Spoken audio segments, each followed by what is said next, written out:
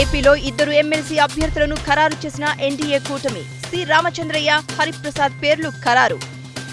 నెల్లూరు జిల్లా కావలిలో స్కూల్ బస్సును ఢీకొట్టిన లారీ. క్లీనర్ మృతి, 15 మంది చిన్నారులకు గాయాలు. కాంగ్రెస్ నాయకుల అరాచకానికి ఖమ్మం రైతు బలి. వీడియో షేర్ చేస్తూ ఆరోపించిన బీఆర్ఎస్. రైతు ఆత్మహత్యలపై ప్రభుత్వం స్పందించాలి. బాధ్యులైన వారిని కఠినంగా శిక్షించాలని హరీష్ రావు డిమాండ్. ఈ నెల 6న హైదరాబాద్లో కలుద్దాం. రేవంత్ రెడ్డికి చంద్రబాబు లేఖ. చర్చల ద్వారా విభజన సమస్యలు పరిష్కరించుకోవాలి. 7 ముంపు మండలాలు తిరిగి ఇవ్వాలన్న హరీష్ రావు. స్పందించని రేవంత్ రెడ్డి ప్రభుత్వం. దీక్ష విరమించిన మోతీలాల్. నిరుద్యోగుల సమస్యల పరిష్కారం కోసం మోతీలాల్ దీక్ష. టీజీఎస్ ఆర్టీసీలో 3035 ఉద్యోగాల భర్తీకి గ్రీన్ సిగ్నల్. త్వరలోనే నోటిఫికేషన్ విడుదల.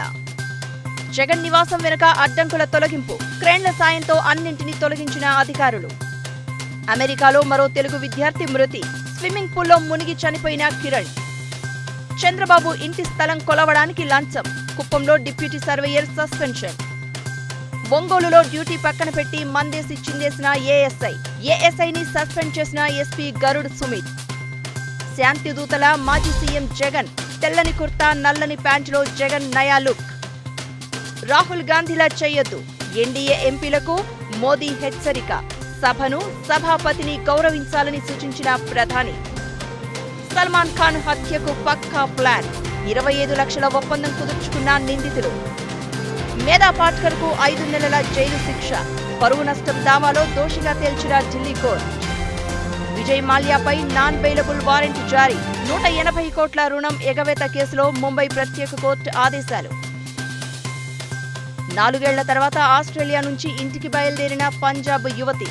విమానం ఎక్కి సీట్ బెల్ట్ పెట్టుకుంటూ ఉండగా కింద పడి మృతి. హిండెన్బర్గ్ కు సెబీ షోకాజ్ నోటీసులు. తమ చట్ట నిబంధనలను ఉల్లంఘించారని ఆక్షేపణ. పెరిగిన బంగారం, తగ్గిన వెండి ధరలు. గత కొన్ని రోజులుగా స్థిరంగా ఉన్న పుత్తడి ధరలు. దక్షిణ కొరియాలో రోబో ఆత్మహత్య. ప్రపంచంలోనే ఈ తరహాలో తొలి సంఘటన నమోదు. మ్యాచ్ మధ్యలో గుండెపోటు. చైనా బ్యాడ్మింటన్ ప్లేయర్ మృతి. రేపటి నుంచి అమల్లోకి జియో, ఎయిర్టెల్ కొత్త ఛార్జీలు. ప్రస్తుత ప్లాన్ యాక్టివేట్లో ఉన్నా రీఛార్జ్ చేసుకునే వెసులుబాటు. పెరగనున్న ధరల నుంచి ఉపశమనం కలిగించేలా బీఎస్ఎన్ఎల్ కొత్త ప్లాన్. 45 రోజుల కాల పరిమితితో 249కి సూపర్ ప్లాన్. గాల్లో ఊగిపోయిన విమానం. ప్రాణాలు అరచేతిలో పెట్టుకున్న 325 మంది ప్రయాణికులు. ఈశాన్య బ్రెజిల్లో అత్యవసరంగా ల్యాండింగ్.